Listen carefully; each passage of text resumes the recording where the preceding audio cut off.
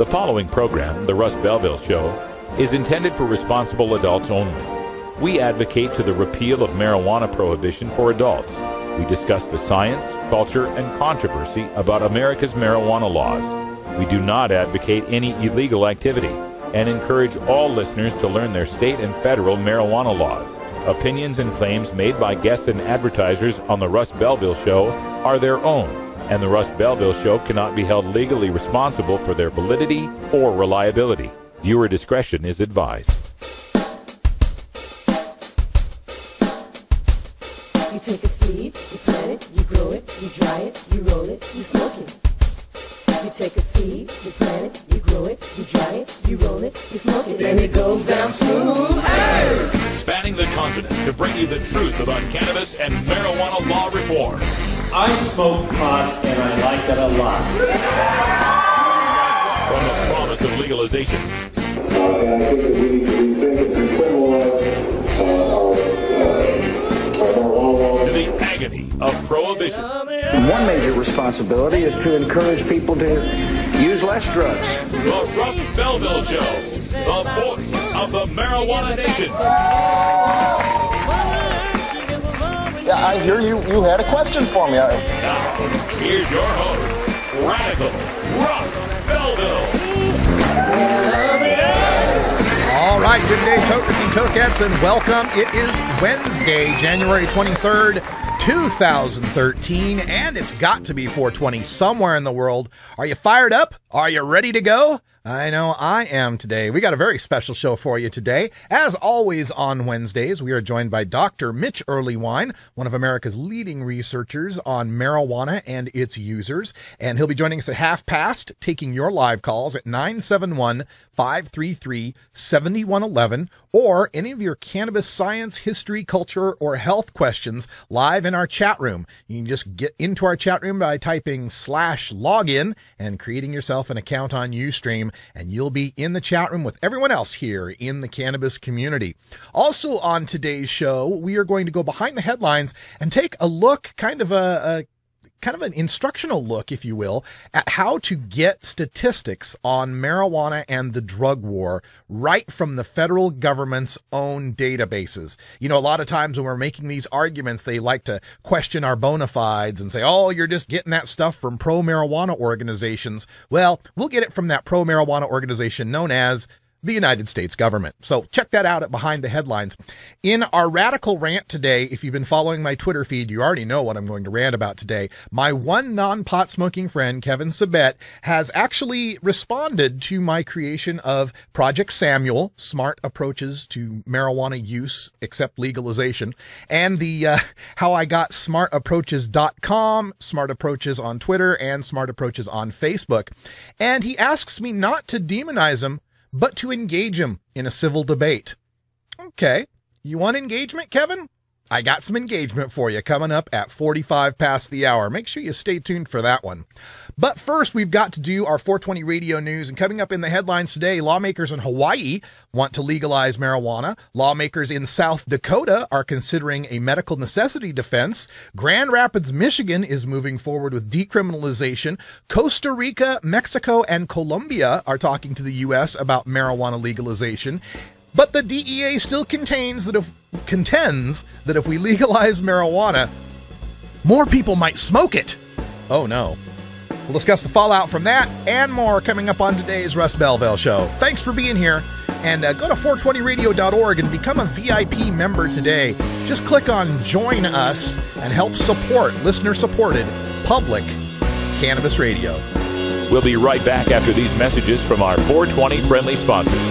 Support these advertisers because their ad money goes straight to the Russ Belville Show. You're tuned into the Russ Belville Show, the voice of the marijuana nation.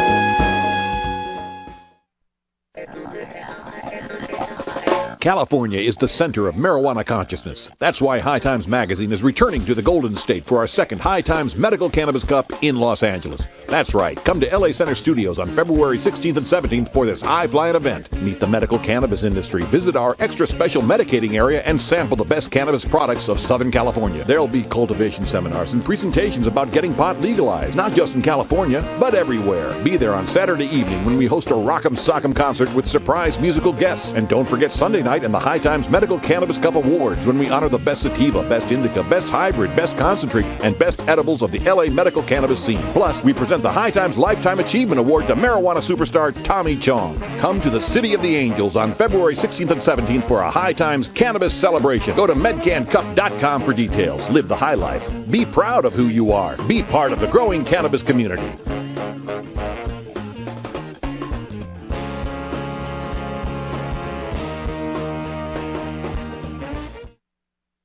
The March issue of High Times Magazine is here, just in time for playoff season in the National Football League. But did you know that NFL players who use pot receive the toughest penalties in sport? In our March 2013 issue, High Times investigates the NFL's wrong-headed policies and examines how pot can help athletes off the field. We also tee up an outstanding profile of one of the world's greatest strains with the haze craze. Senior cultivation editor Danny Danko weighs in on the origins of this outstanding sativa. And editorial director Dan Skye takes a high-minded look at the outdoor harvest of 2012. Growers are getting higher prices for the product and strains are better than ever. Plus, we'll take you inside of one of the most unique gardens you'll ever see, a state-of-the-art underground bunker that allows growers to create the perfect environment for pot. Also in this issue, Saturday Night Live's Jason Sudeikis drops by to talk about his new film, Movie 43. And guess what? Jason likes pot. Plus, we cover the most important story of the year. Pot is legal in Colorado and Washington. Pick up the March issue of High Times Magazine for the very best marijuana coverage on the planet. Be part of the growing cannabis community. On newsstands now.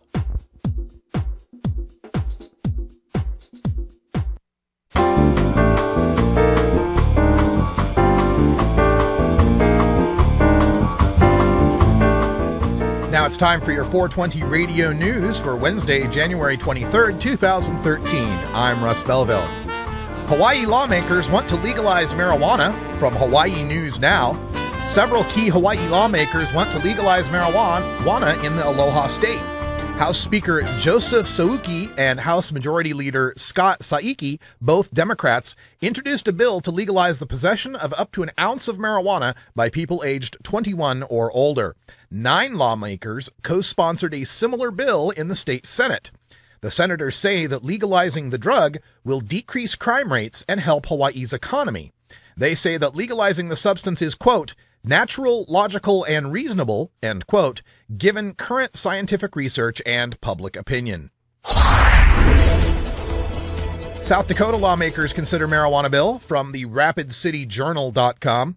2 lawmakers, including a former Rapid City police chief, are seeking support for a bill that would allow anyone arrested with 2 ounces or less of marijuana to use a medical necessity defense in the courts. Senators Craig Teason, Republican of Rapid City, and Representative Dan Kaiser, Republican of Aberdeen, were looking Tuesday to line up supporters for the legislation, which they hope to introduce today. Teason said the intent of the legislation isn't to legalize marijuana or to allow storefront pharmacies. Quote, all they can do is defend themselves in court. They can bring their experts, they can show their disease or illness, and let the judge and jury decide, end quote, he said. The marijuana would still be confiscated at the time of arrest, and the person in possession would still be booked on criminal charges. Order against marijuana amendment lifted. From WZZM13.com. A judge won't stop a new Grand Rapids, Michigan law that makes small amounts of marijuana possession a civil infraction instead of a misdemeanor crime. Kent County Judge Paul Sullivan declined to order an injunction Wednesday, but he cautioned that a challenge to the law still remains pending. Grand Rapids residents in November voted to make possession of small amounts of marijuana a civil infraction. City officials say anyone caught with more than 2.5 ounces will be referred to prosecutors. County Prosecutor Bill Forsyth is challenging the amendment to the Grand Rapids City Charter, saying it would prohibit police from enforcing state laws regarding illegal marijuana possession.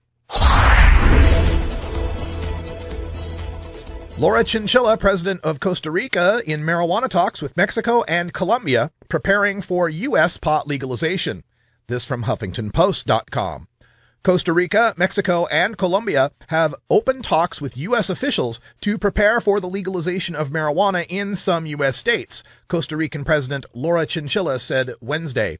The dialogue between the nations involves, quote, what is going to happen with legalization in some of the states in the U.S. and the impact it can have, end quote, on the battle involving international drug cartels, Chinchilla said in an Associated Press interview. The drug cartels that have become entrenched in Mexico, quote, pose a very important menace to our country, end quote, Chinchilla said. U.S. cooperation with Costa Rican authorities is needed because it is a huge consumer. Marijuana legalization would promote drug use, according to the Drug Employment Administration.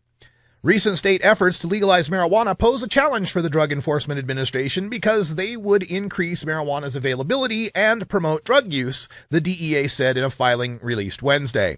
Quote, recently, efforts to legalize marijuana have increased. Keeping marijuana illegal reduces its availability and lessens willingness to use it, end quote, the DEA said in a financial statement for fiscal year 2012 made public on Wednesday. Quote, legalizing marijuana would increase accessibility and encourage promotion and acceptance of drug use, end quote. The DEA eradicated over 10.3 million marijuana plants in fiscal year 2009 and 10.3 million in fiscal year 2010, according to DEA data. That number has risen nearly every year since fiscal year 2004, when the DEA eradicated just over 3.2 million plants. According to DEA records, eradication of plants up until 2006 were 96 to 98% classified as ditchweed. The DEA no longer keeps data on what kind of potency of marijuana it has eradicated.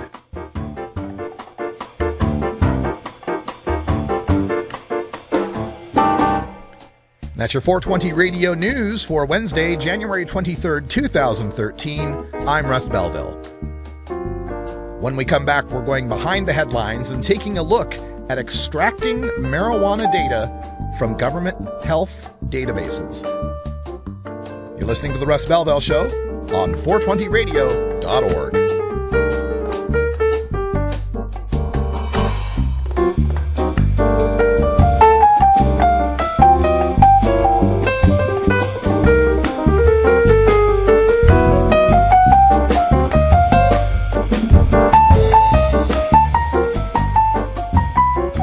The law offices of Omar Figueroa would like to remind you to stand up for your rights. Please do not give up your precious liberties. There's nothing wrong with standing up for our constitutional rights, and in fact, it's the only way to honor the Constitution that recognizes our natural rights. Treat law enforcement with respect and respect the Constitution by standing up for your rights.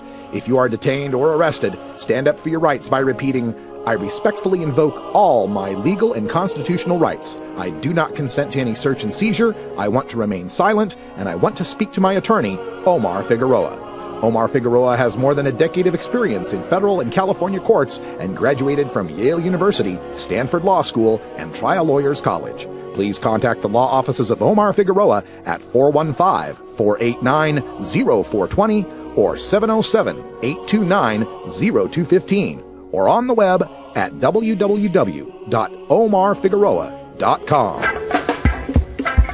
I'm Sub Cool from Team Green Avenger. At TGAgenetics.com, we are working on the leading edge of medical strains.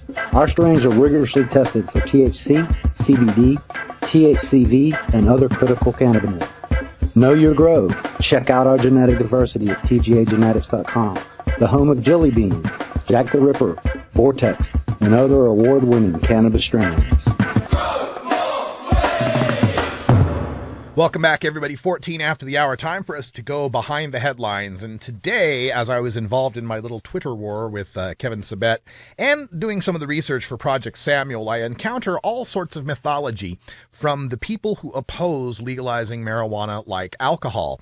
And in debunking some of this stuff, I refer to the Substance Abuse and Mental Health Data Archive, also known as SAMDA, which is a part of the Substance Abuse Mental Health Services Administration of the federal government. Now, this is a website that's open to the public, and it contains a plethora of data that the federal government has collected on drugs, drug users, and drug use. So in our chat room here, I'm going to paste the link for this website that we'll be using today.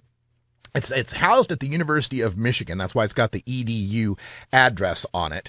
And one of the things that I point out is that when Project Sam and Kevin Sabet and these drug warriors always talk about needing to get rehab for the people that are smoking pot, in some cases, apparently, that we're talking about a whole lot of people. There's 103.5 million adults aged 18 and older who have tried marijuana in their lifetime. There are 26.1 million adults aged 18 and older who have smoked pot this year, 16.1 million adults who have smoked pot this month, and 2.8 million adults who smoke pot every day, like me and Brian here. And some of you, maybe. And all of this is verifiable through the federal government's own databases. So I wanted to take a moment here and give you a look at the federal government's SAMHSA database. Let me get the web screen here. And for those listening on the show, I'll describe in great detail what's going on here.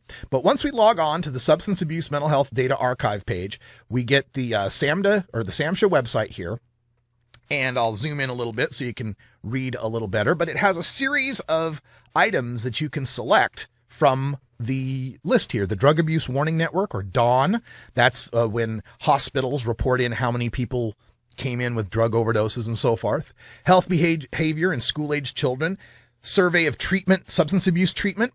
But the one we're looking for is this one called the National Survey on Drug Use and Health, NSDUH. When you open up the dropdown for the National Survey on Drug Use and Health, you will find surveys going all the way back to 1979 on people's use of drugs from age 12 on up.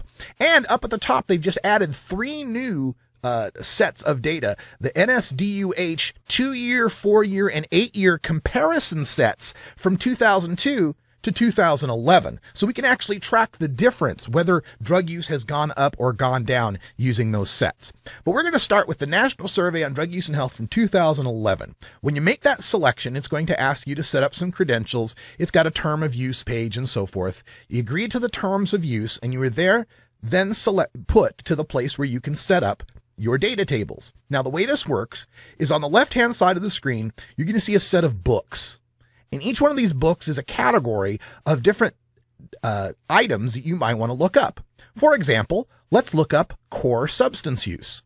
When you click the little plus for core substance use, you can see all these different substances: tobacco, alcohol, marijuana, cocaine, and so forth.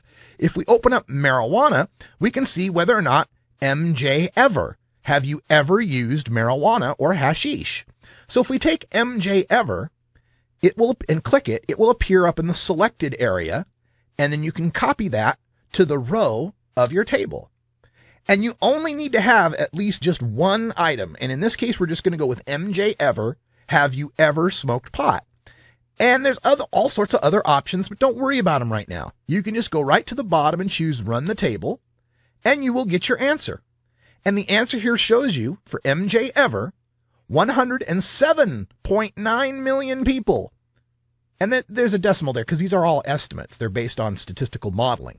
But you can estimate that there's 107.9 million people who have used marijuana in their lifetime. And that represents 42% of the people. But there's a little bit of a problem with this data, in my opinion, and that is, this is all people aged 12 and over. I just want to know how many adults are using marijuana. Now, when you look through all of these variables, there's all sorts of other variables you can find. For example, the demographics.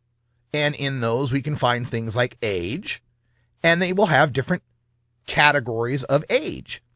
When I pick this age variable, I'm going to put that into the column section. So this way I'm going to get a table with have you ever smoked pot versus how old you are, age 2.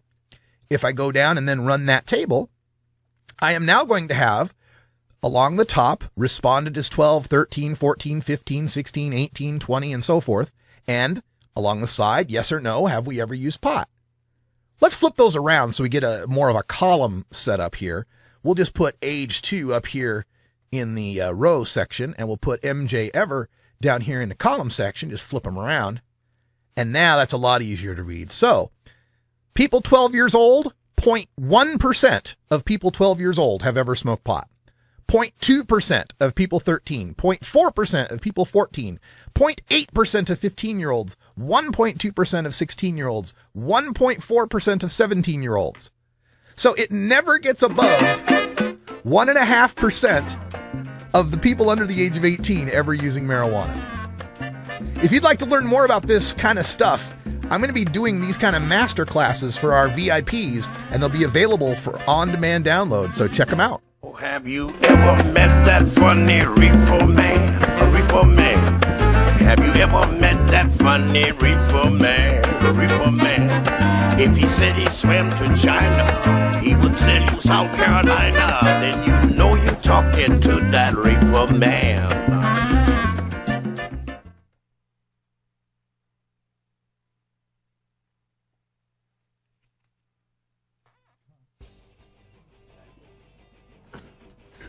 Where did you get this? What? Where did this come from? It's not mine, Your Dad. mother found this in your closet. Where did it come from? It's not mine, Dad. Who taught you how to do this? You, all right? I learned from watching you. Oh, no. Don't put this on me. This is crap. What are you smoking this for? This is dirt. I'm sorry. No, listen. You see this? This is AK-47. Afghan Kush. From Afghanistan. Smell it. Damn. Yeah, look at the trichomes in there. Stop smoking crap. Marijuana may grow in the ground, but I assure you the money does not.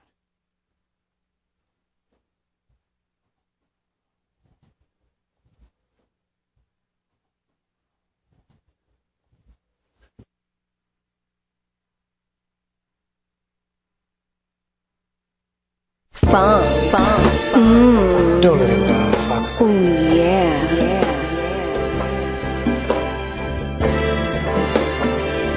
No.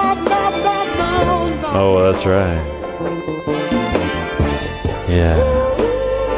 Just like that, baby. Don't stop.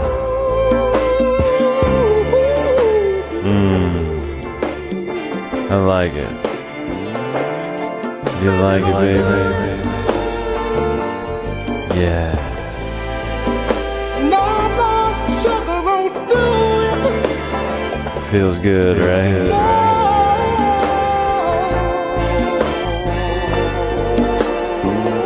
Big Daddy thinks.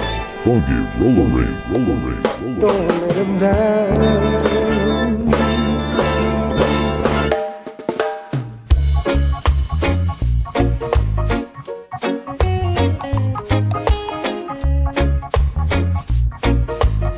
Everyone knows music and marijuana go together, so let's wind up our 20 after break with the Russ Belville Show's Daily Toker Tunes, the best in pod-safe 420 music from around the web.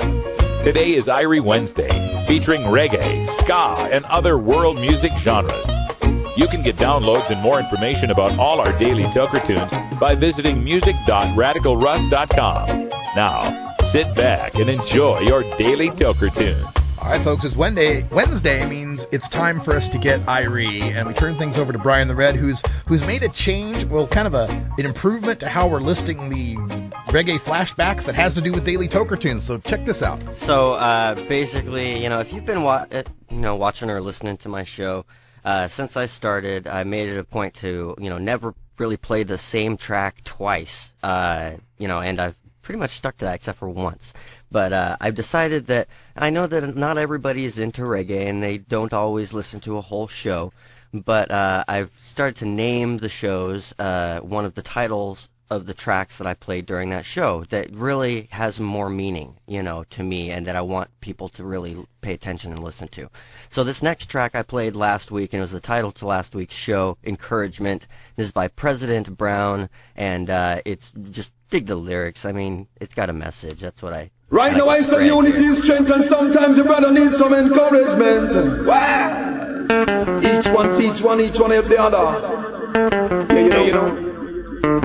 Just a word of encouragement could make your little sister don't give up on life. Just a word of encouragement could make another brother don't commit suicide. A word of encouragement on life. Just a word of encouragement could make another brother don't commit suicide. Love is stronger than pride. If you see your brother fall, help to pick him up, no bother laugh if him a ball. He might just give up cause it's no easy at all. Right now this call is for all. Treading the road of life sometimes is not an easy task. Many rivers to cross, we go talk to the boss. Not mentally fit, so somehow we get lost. Man searching and looking for the opportunity to turn his dreams into reality. Some encouragement could have give him some strength. Don't you ever sit down one side and cast judgment. Come along and sing this song, it's just a word of encouragement. Could make your little sister don't give up on life. A word of encouragement could make your little brother don't commit suicide. Just a word of encouragement could make your little sister don't give up on life. Just a word of encouragement could make another brother don't commit suicide. Love is stronger than pride. If you see your sister fall, help to pick her up, no bother laugh if she a ball. She might just give up cause it's no easy at all. Well, this call is for all. No man is an island, no man stand alone. Good words are sweeter than even honey gold. Healing to the flesh and is soothing to the bone. So when a man a try, never you put him down. If him direction wrong, give him correction. What you think about the plan? Give your opinion. Cause a positive suggestion might just help that man. Come along and sing this song, it's just a word of encouragement. Could make your little sister don't give up on life. A word of encouragement could make another brother don't commit suicide. Just a word of encouragement could make your little sister don't give up on life. Just a word of encouragement could make another brother don't commit suicide. Love is stronger than pride. If you see your brother fall, help to pick him up, no bother laugh if him a ball. He might just give up cause it's not easy at all. Well then this call is for all. Treading the road of life sometimes is not an easy task. Any rivers to cross, we go talk to the boss. Not mentally fit, so somehow we get lost. Man searching and looking for the opportunity to turn his dreams into reality.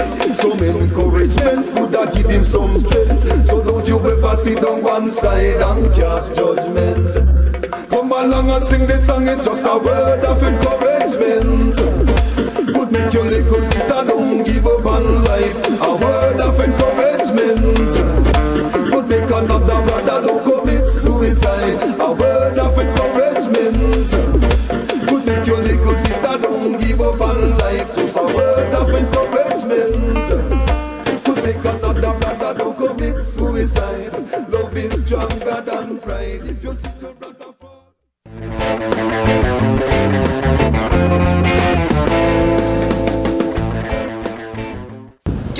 Yo, what's good, doggy? I heard you looking for that fresh slice. Haha, J-Love.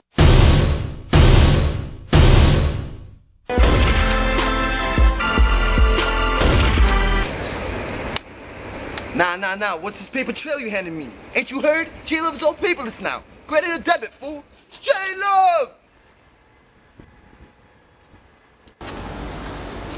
Oh, yo, what's good, doggy? Looking for that green? Yo, I got you, man. I got the special. Check it. Yo, I got 223 bags for 53 bucks. Nah, man. You trying to pull a fast one on J-Love? On J-Love? That's 23 bucks. You know 23 bags is gonna want you 25 bucks. Yo, you got my money, little Bow Wow?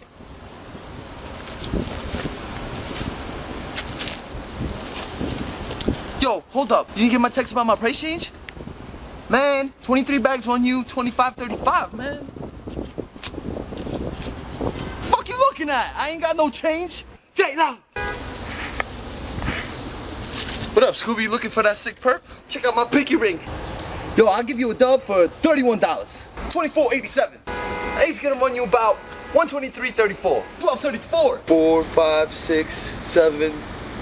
A quarter's gonna run you $542.67. 2, 3, 4, and 7. $22.45. Dime's gonna cost 1, 2, 3, dog. Jay. $11.33. Love. 99. Ha. Shit. It's a J. Alright. J-Love. Sup, Snoopy, where's Woodstock? J-Love. Yo, let me get some of that finest, you know what I'm saying? I know you ain't running from that shit. Yo, we about to smoke a blood. J-Love.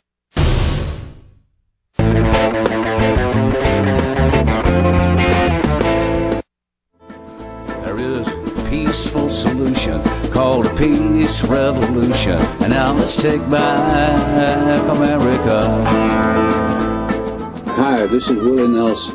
Like millions of freedom-loving Americans, I'm a marijuana smoker, and I don't think that should be any of the government's business. There's absolutely nothing wrong with the responsible use of marijuana. The next time you light up, take the time to let your elected officials know how you feel. It's time we legalize marijuana and stop treating marijuana smokers like criminals. For more information on how you can help legalize marijuana, please contact NORML at norml.org.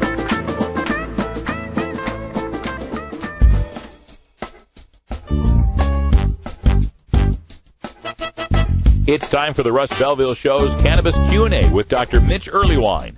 Dr. Earlywine is a professor of psychology at the State University of New York at Albany and a leading author and researcher on cannabinoids and health, who pins the Ask Dr. Mitch column for High Times Magazine. Get your questions ready in our live chat or call in to 971-533-7111 now.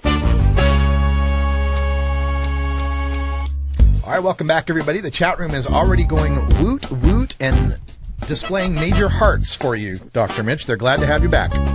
Hey, glad to hear it. My 8-year-old is searching the SAMHSA website, so thanks very much. Oh, you're welcome, man. Yeah, it's amazing what data that you can get out of there. I mean, I can tell you how many people claim to have smoked weed 80 times last year between the ages of 26 and 28 that are females that are unemployed. I mean, it's just amazing what's in there. Well, you paid for it. You ought to be able to do it. I guess so. And, we're going to do more of that. We're going to give some education to folks, because I know there's a lot of our listeners are kind of volunteer activists in their parts of the state. And when you go to these state hearings and these lawmakers, spout BS, you've got the federal government's facts to back you up. So we'll do a whole lot more of that. Now, Dr. Mitch, for this segment, we always let you open up and let us know what's new in the world of cannabis science or studies or polls. So what's new? There's a new study out of Brown University that's appearing in Drug and Alcohol Dependence later this month, and it's about working memory and impulsivity and marijuana-related problems.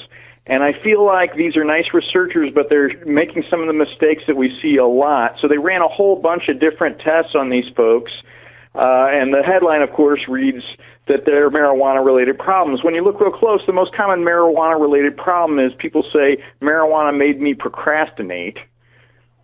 Okay. So, we're talking a serious problem here. And then there are 2 working memory measures, but really only one of them helps predict these problems. And the impulsivity predicts these marijuana-related problems. The problem is impulsivity predicts a whole lot of problems in life, and so we don't have any control problems that it also might have predicted. So I'm just really at a loss for how to interpret stuff like this. But this was NIDA funded, and Drug and Alcohol Dependence is one of the best journals in the field, and so it kind of lets you know how we're sort of grasping at straws here, now trying to make it look like, ooh, marijuana, it's so evil, and it's just not showing up. Yeah, absolutely. And we've seen this with the Project Sam people and some of the stuff. One of my commenters remarked how far they're looking, how hard they are trying to find something bad to pin on marijuana because now everybody wants to legalize it. Exactly. Now, we do have a question from our chat room coming up. And folks in the chat room, if you want to get your question in, just type a capital Q and a colon and a space, and then that'll put a big old Q, and I can pick them out real easy.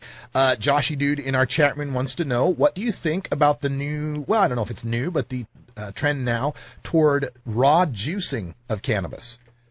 So I've heard from at least 3 people who just swear by it, say it's the greatest thing ever. I'm a big fan of juicing of green veggies in general, and the data on that are not extensive, and unfortunately the data on this are non-existent. So I just don't have any science to point to about it.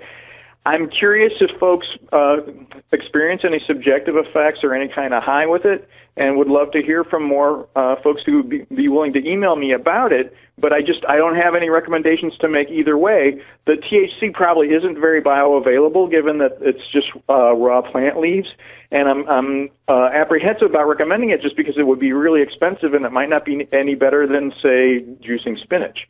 All right. Well, if you want to get your email into Dr. Mitch on your experiences with juicing raw cannabis, you can email 420research@gmail.com. That's 420research@gmail.com. We have a lighthearted question coming in from Trickster who wants to know, Doctor, who was your first Doctor Who, and who is your favorite Doctor Who? Alas, every time I watch Doctor Who, I'm usually at least 2 milliliters of tincture into the evening, and so I would be hard pressed. There's an episode where these people have found the guideline to the air conditioning vents in their spaceship, and they think it's the Bible, and I really love that one a lot. All right, there we go. We are a diverse crowd here, and we all like the Doctor Who. Okay, so let's see. Looking through my chat room keeps jumping on me, so I have to get here. Whatever happened, and this is a question coming in from Mighty Mike, whatever happened to low THC strains? I want a little buzz, not a hammer to the skull. As one of my favorite Portland connoisseurs of cannabis would say, can you count to 1? So, in all honesty, these tend to be dose dependent, and so if you could just take a little baby hit of one of these strong ones, odds are high not only would you have the effects you're looking for, but your exposure to any potential lung irritants would be next to nothing. So, in the words of former President George W. Bush, use less drugs. Exactly. All right. We have a question from Cannabob who wants to know, does cannabis smoking have a positive or negative effect on hypertension? So it's curious because you do see blood pressure decreases in response to cannabis, but it's just not reliable enough to, say, become a medicine. So the duration of the effect isn't really long enough to replace blood pressure meds, and it's not consistent enough or predictable enough, at least given the variation in strains that we have, to become a new medical use. But I'm sure there are folks out there who are eager to investigate that. Mm-hmm. Following up from our chat room, Wake Up Dead says, if you're looking for low THC strains, move to Ohio. Okay. I wanted to get a question in too, Dr. Mitch, in that, referring back to something we talked about last time, which is this Dunedin study, these researchers who claim heavy, consistent marijuana use in adolescence leads to an 8-point drop in IQ. Kevin Sabet and the Project Sam people jumped all over it. They put it all throughout all their press releases. Then Ole Rogeberg comes out and says, no, hold on, you didn't account for poor people. And then they've come back now and said, oh, yeah, but we looked at middle-class people, and the same thing happened. And the debate continues to rage on about this. I'm wondering if you have any new insights for us. Well, the clincher on those simulations that suggest that low socioeconomic status is probably part of that effect are perfectly done. And I mean, it's not that there are data gathered on that this is done mathematically, and it's absolutely correct. There's no way to say that. The Dunedin folks are saying, look, everybody in our sample was pretty much the same class, middle class, and so we feel like this estimate of the IQ effect is accurate because there's no real variation in socioeconomic status. I find that a little bit of an overstatement. If you look at the way they measure socioeconomic status, it's just not very strong. And what really matters here is sort of educational opportunity more than socioeconomic status itself. And so I feel like cannabis is not for the developing brain. I'm absolutely behind that. I'm understanding that in a whole bunch of different ways, just in predicting problems and things like that. Nevertheless, this 8-point drop predicted and stated as if it's some kind of decree from the Lord is just really not fair, not a reasonable estimate. Yeah, and one of the this is coming from Australian Broadcasting Company's science department, I think it was, and there was one of the doctors that was responding to the response. And he said, well, yeah, but another thing that this could be showing us is that people who have a predilection for smoking weed also have a predilection for taking up jobs that have less brain activity, and therefore they don't exercise their brain, and then therefore they turn out lower on IQ tests. And I kind of add, well, yeah, maybe they're not choosing to take jobs that are dumb jobs. They are forced to because they're P-tested. But is there something to that? Not only that, but also, see, the IQ tests later on really rely on acquired knowledge more than just your actual ability to solve problems in the abstract. And so if you happen to be high that day at school and you didn't absorb that information, then of course you score lower on the IQ test. And it's not that you're dumb, it's that you missed out on something. So it's really markedly more complicated than this just, hey, cannabis makes you stupid if you're a teen. Is there any evidence to suggest that IQ tests are culturally biased in any way? Well, see, this was my other big concern, and that sample has some Maori folks, some natives of the Australian area who, in all honesty, are really. We have no data to suggest the IQ test is the same for them as for other people. My dad gives a good example of this. Is to try to ask an Eskimo to define the word orange. Right? Yeah. It's just not the same test in that crew, and so it's hard to know how to really interpret those results. And the notion of factorial invariance and all these wild statistical things, the bottom line is it's just not measuring the same things, and these folks is kind of biased against them. And a friend of mine who came up with the African American IQ test, and it's got who is Louis Armstrong and what does this mean and what does that mean, all these rap terms and stuff that I can't even remember. And I said, I'd get a 0 on this myself. And in part because culture does contribute to the way these questions are formulated, and because some folks from the Maori culture may have been in the sample, we're clearly not measuring what we think we're measuring. All right, back to our chat room. We've got a question coming in from Uncle Viper. Wants to know about cannabis and tachycardia. So cannabis definitely increases heart rate, and if you are sensitive to something like that, that can be an issue. I'm always saying how, cannabis has never caused a lethal death or anything like that. But as we're all getting older and getting more and more sensitive to increases in heart rate, that may be the thing that does it. However, I want to point out that caffeine does the same thing, and so does going up the stairs too fast and stuff like that. So it's not like this is a lethal drug. All right, and we have a question from Fotiki, wants to ask, will hemp protein shake mix produce a positive on a P-test? In theory, at least, the ones that have been approved for sale in the United States do not have a measurable amount of THC. They're less than 0.5% THC, so it should not do that. However, the testing of protein shake proteins is not exactly top priority at the Food and Drug Administration and the USDA and other testers. So it's possible there's going to be some variation on this. I wouldn't want to risk it. Yeah, all right. Well, folks, that's about all the time we've got with Dr. Mitch here. If you didn't get a chance to get your question in or you're just shy, you can always send it in by email at 420research@gmail.com. And Dr. Mitch, just looking forward to the next few events that are coming up. I know they're doing the first Cannabis Cup in Denver for 420. Is that something you might head out toward, or do you have a 420 plan in mind? I've been dropping hints to the missus about this, and it depends on how I do on the previous month on 3/19 for my daughter's bat mitzvah.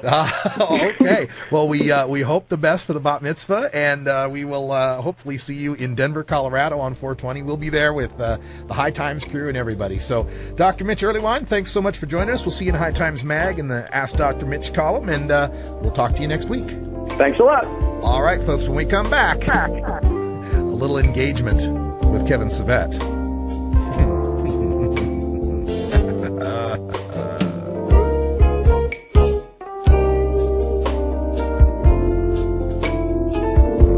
We'll be right back after these messages from our 420 friendly sponsors.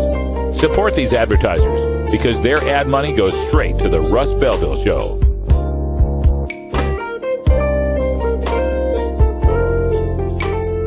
You're tuned into the Russ Belville Show, the voice of the marijuana nation.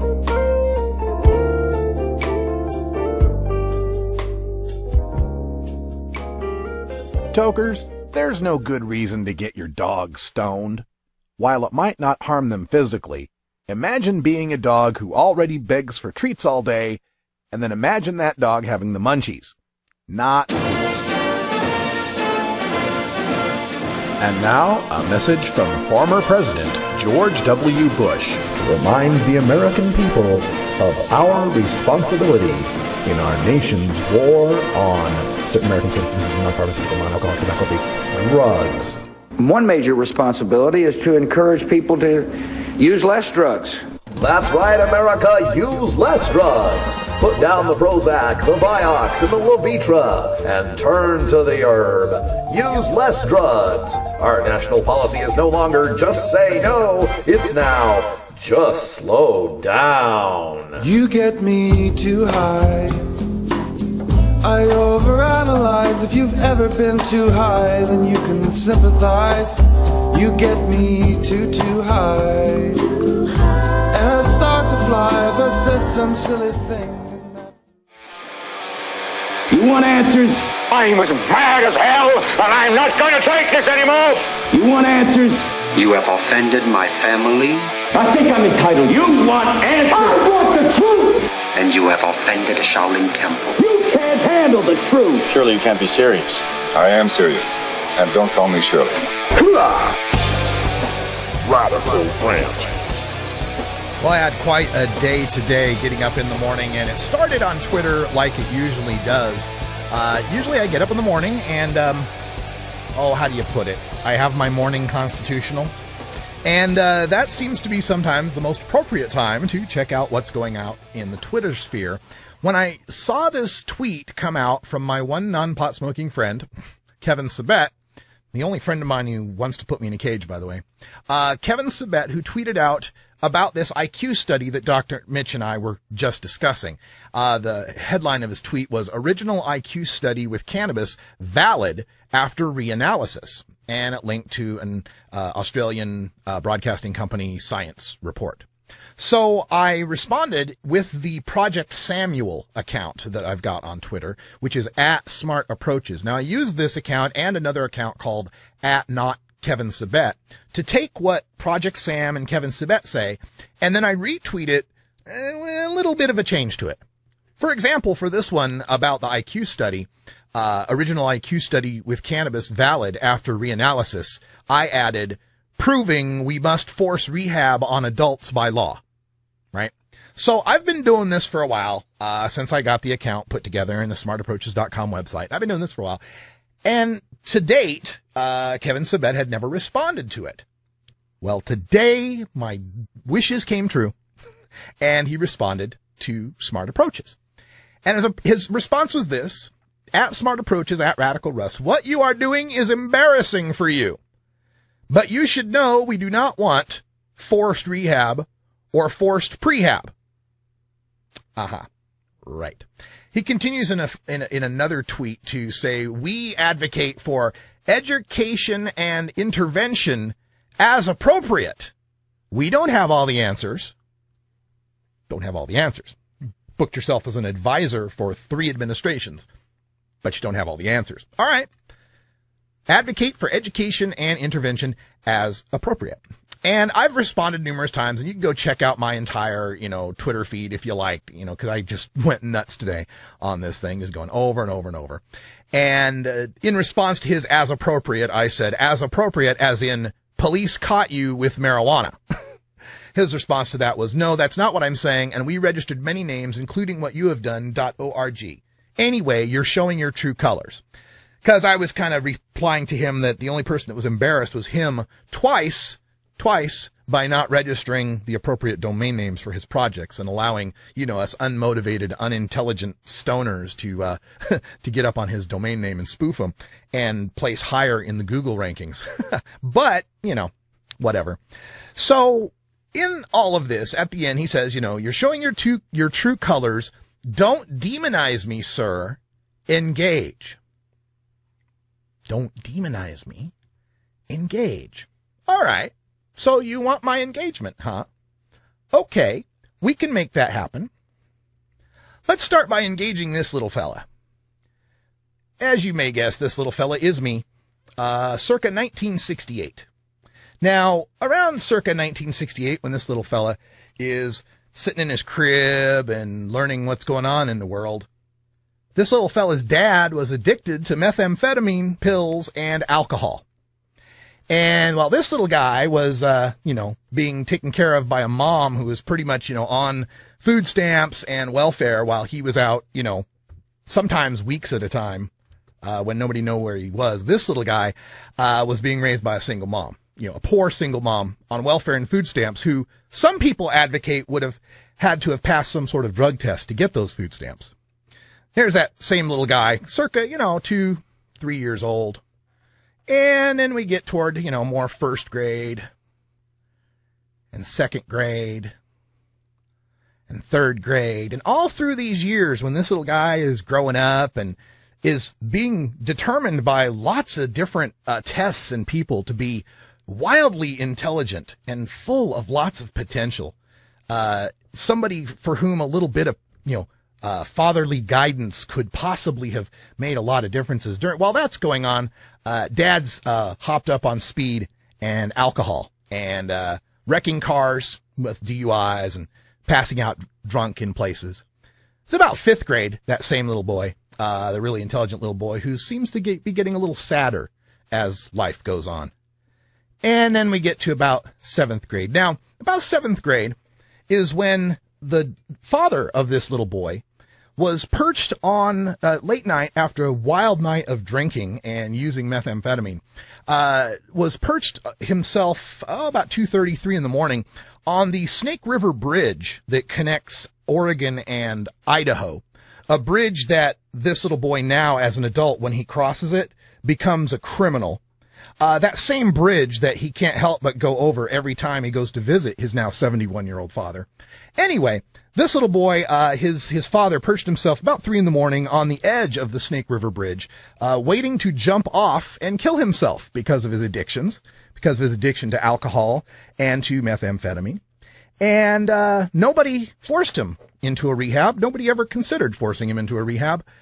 But while he was on that bridge, he heard a voice to tell him that he believes is a divine inspiration, tell him to go get help. So he went and got rehab. And he went to the hospital and got detoxified and did a 30-day inpatient. And he then not only did well in that rehab, because, again, he'd been in rehab many times. He'd kind of been forced there, coerced there from a couple of DUIs, from wrecking a car and so on, and told everybody he'd go through it and do just fine.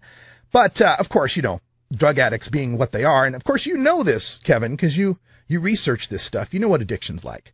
You know that people don't really change until they want to change. Anyway, that father, he got the 30-day inpatient treatment and the detoxification, and not only continues to be sober to this day from speed and alcohol, but also, after getting out of that rehab, enrolled himself back at Boise State University, and after not having a college degree and, failing at everything and being fired from multiple jobs, went back to college, became a Dean's List honor student and the president of the Student Social Workers at Boise State University, and upon graduation, became a drug and alcohol counselor. That's about when we get to 8th grade for this little boy, and 9th grade for this little boy. I'm sorry, that's 8th grade, and the previous was 7th grade. And, during that time, Dad is going through treatment, and this kid is going to Alateen meetings and Al-Anon meetings his whole life. And hearing from Dad from all of his classes, all of the latest studies and all the latest information on addiction and the addicted brain and how addicts behave and what addiction is all about. Now, we get to about this photo when obviously haircuts were not a priority. And it's about 9th grade, 10th grade. This is about when I discover alcohol. Now, the alcohol thing, of course, Dad, being an alcoholic, had trained me over and over and over and told me over and over and over that children of alcoholics tend to become alcoholics over and over and over and over again. But I did anyway, started drinking. And by age 16, about 15 or 16, junior in high school, I'm drinking Bartles and James wine coolers and getting drunk with my friends and puking. And I'm becoming kind of like the champion drinker of all of my friends until I get to my senior year. I enrolled in the National Guard, became a soldier in the National Guard, graduated high school, 3.4 GPA with honors. I was the drum major of my high school marching band. I eventually became a sergeant. Now you don't get much more 80s than that, huh? So I'm graduating high school. My dad is graduating college, and after he graduates college, he goes on to have a career where he works for, I think it was a decade or so, in drug and alcohol rehab counseling at the detox center where he had gotten his drug and alcohol rehab counseling.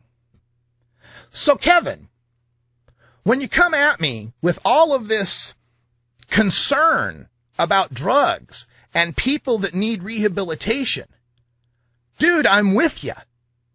Rehab saved my father's life. I'm with you on that. But I am not with you on treating adult marijuana smokers as if they need rehab merely for the fact that they're adult marijuana smokers. This is where we differ. And I feel strongly that your efforts to keep marijuana illegal and to force otherwise responsible, law-abiding, functional marijuana smoker into a rehab bed is filling a rehab bed that could have been the bed that saved my dad's life. Could have been the time or the place in a meeting that could help a current junkie, tweaker, alcoholic, or cokehead. Marijuana? You want to do all of this over marijuana, and you refuse to acknowledge that anything that you put forth in Project Sam does nothing to stop the arrests, the incarceration, imprisonment, probation, P-testing of people who have what you deem to be too much marijuana for a personal amount, or to be selling or growing any of it. Project Sam does nothing to stop that. It does nothing to end the murderous Mexican cartels, the tax-evading hippies, and the teenagers from controlling the adult marijuana market. It is just lipstick on the pig. It is just another gilded cage for marijuana consumers, and that's what offends me so much. Especially the implication that those of us in marijuana law reform who are seeking legalization somehow want to see kids token up, or somehow don't care about how our society turns out, or have no concern about addiction problems. When in fact, by our actions and our review of the science that has shown this over and over and over again, going back to the British 1898 East Indies study, going back to the LaGuardia study of 1842, going back to the Schaefer Commission report of 1972, going to the Institute of Medicine's report to 1999, every single damn government that has ever commissioned a study on what we ought to do about marijuana has said at least it should be decriminalized. At least people should not be going to jail or being coerced by their government for using marijuana. And now the general public is with us and begins to see the truth of this, and it's got you guys running scared. It's got the entire rehab industry shaking. You want to know why? Because without marijuana smokers as the grist for the rehab mill, a lot of you guys go out of business. I did a little searching on statistics for Colorado, since your buddy Dr. Christian Thurstone runs a rehab center there and makes a lot of money on these forced rehabs. Did you know, for 12 to 17-year-olds in the state of Colorado, 5 times as many of them, 5 times as many, are in rehab right now for marijuana as in rehab for alcohol. From the ages of 12 to 17, 96,000 people in rehab for marijuana, somewhere around 20,000 in rehab for alcohol between the ages of 12 to 17 in Colorado. Now guess what? Twice as many kids in Colorado drink as use marijuana. So we are discriminating by a factor of 10 on teenagers, putting them in rehab for their use of marijuana over alcohol. And I don't have any kids, so maybe I don't have an opinion on this, but I think a teenager in need of alcohol rehab should be a higher priority than a teenager caught smoking pot. Don't you? We're going to keep going on this. We got a whole another hour to fill, and I could fill too. So thanks for joining us, everybody. For Brian the Red, I'm Radical Russ. Stay tuned for Hour 2, Toker Talk Radio. We take your calls at 971-533-7111. What do you think of Kevin Sabet's opinions? Love to hear from you. Maybe he's listening. For Brian the Red, I'm Radical Russ. And everybody here at Roller J Studios, which is Brian the Red and Radical Russ. Until next time, take care of each other, tokers. About the plans of Mother Hasbro, this time around, you know, if you haven't heard, we love you.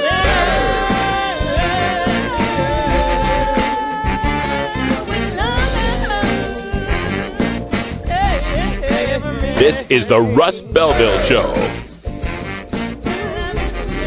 Russ Belville Show is blogging and podcasting daily at radicalruss.com. You take a seed, you plant it, you grow it, you dry it, you roll it, you smoke it. You take a seed, you plant it, you grow it, you dry it, you roll it, you smoke it. You take a seed, you plant it, you grow it, you dry it, you roll it, you smoke it, and it goes down.